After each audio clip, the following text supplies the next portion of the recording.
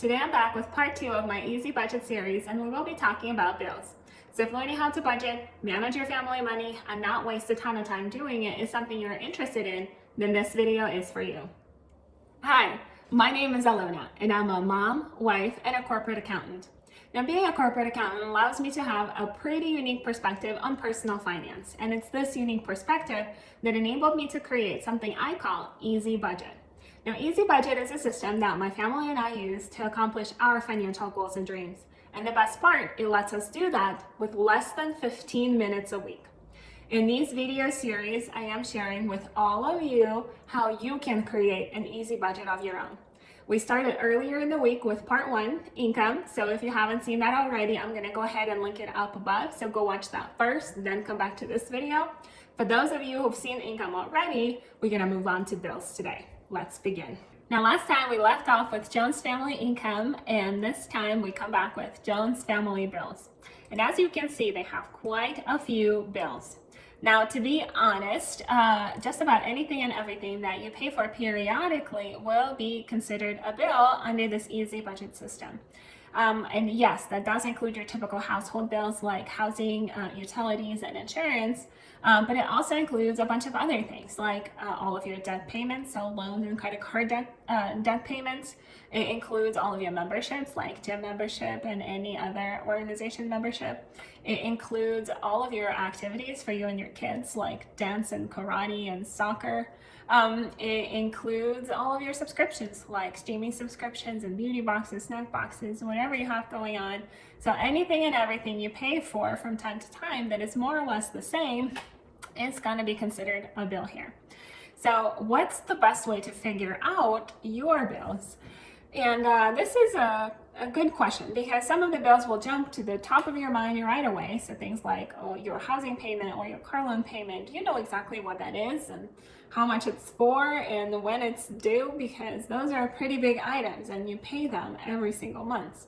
While other things like Netflix is a pretty small transaction and it may not be on top of your mind all of the time. There are also some things that we don't pay very often, like car registration, for example. We pay for that once a year, so it's easy not to remember that as you start writing these things down. So how can you catch as many of your bills as possible? Well, my recommendation here is to go through the last 3 months of your credit card statements and bank statements line by line. This will allow you to look for things that happen over and over again. And as you come across those, just write them down and how much you paid for them and how often. Now, and speaking of how often, most of the bills that you pay for monthly. And that's the truth for the Jones family too. However, as we can see, there are some things they pay for that are weekly. That includes their childcare and gas expenses. There are also some things that they pay for once a year or annually, and that includes their car registration, looks like soccer payment, as well as 2 subscriptions, Disney Plus and Amazon Prime. So as you figure out what your payments and your bills are, write them down what they are, how much you pay for them, and how often you pay for them. What about those things that are not the same payment every single month? So some things like rent and car loans are basically the same every single month. The amount doesn't change. But other things like your insurance or a cell phone payment may change a little bit from month to month, and they may change quite a bit depending on the time of year. For example, you may use more electricity in the winter time than in the summertime. So what do you do with those bills? Well, you want to estimate, average it out the best you can. So if your utilities range between $200 and $300, depending on where you're at in the year, then maybe average it out in the middle at $250. Or if your cell phone ranges between $200 and $250 a month, then maybe again average it out in the middle at $225. So just your best average will do the trick, because at the end of the day, we will be looking at the annual numbers, so what you pay over the course of the whole year, and that's going to average out pretty closely. Now, why are we looking at things that we pay over the whole year? Most budgeting systems want us to track things on a monthly basis, and they tell us it's important to figure out when every single bill is getting paid. Well, that's to simplify things. I personally don't think that we have enough control of most of these things. I don't have any say in my mortgage payment. It stays the same.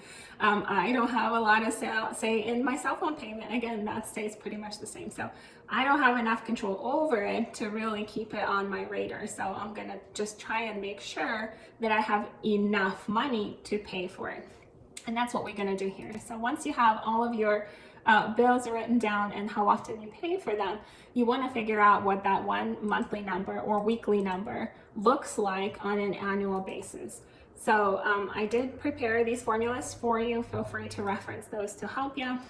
So again, we're going to take, say, our monthly rent, and we're going to multiply it by 12 months to know that we spend $14,400 on rent here, or our $30 a week gas bill equals to $1,560 over the course of the whole year. So we're going to do that again for every item, and at the end we're going to add them all up together to see what is the total amount that we spend on bills.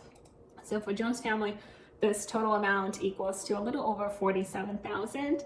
Now we're gonna come back to the income and see that they bring home $63,000 every single year. So far so good. They make enough money to pay for all of their bills.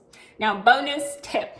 As you work through your statements line by line, it's also a good time to look for items that you no longer use, and for items that are not familiar to you. So for the Jones family, we did come across two things.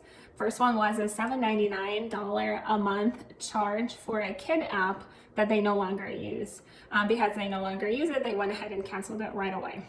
Now, the second charge they came across was the $19.99 a month charge that they weren't familiar with. They didn't know what it was. Now, in cases like this, there always should be a 1-800 number listed in the description of the charge. So you can call that number and ask them, hey, what is this for? Did I buy this?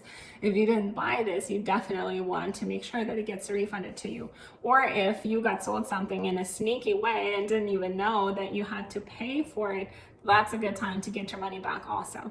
Well, this is what happened to the Jones family here. They did make a purchase on a website a few months back, and by making that purchase, they automatically got enrolled into some website that was supporting that product. Well, they didn't need or want the access to the website. They didn't realize that it came with this $20 charge. So they asked the company for a refund, and in this case, the company said yes. Now, if you're running into a company that is not very transparent with the way they do business and they refuse to refund you the money, then you can always submit a dispute through your bank or financial institution and have them investigate. In many cases, they will come back with a decision in your favor and will refund you the money through the bank instead of the company. So always look for things that you no longer use and things that you're not familiar with. Well, I hope today's video was helpful. If it was, please consider giving me a like. And then next week, we will move on to talk about the variable expenses. So things like food, entertainment, and other things. This was Alona, and I'll see you in my next video.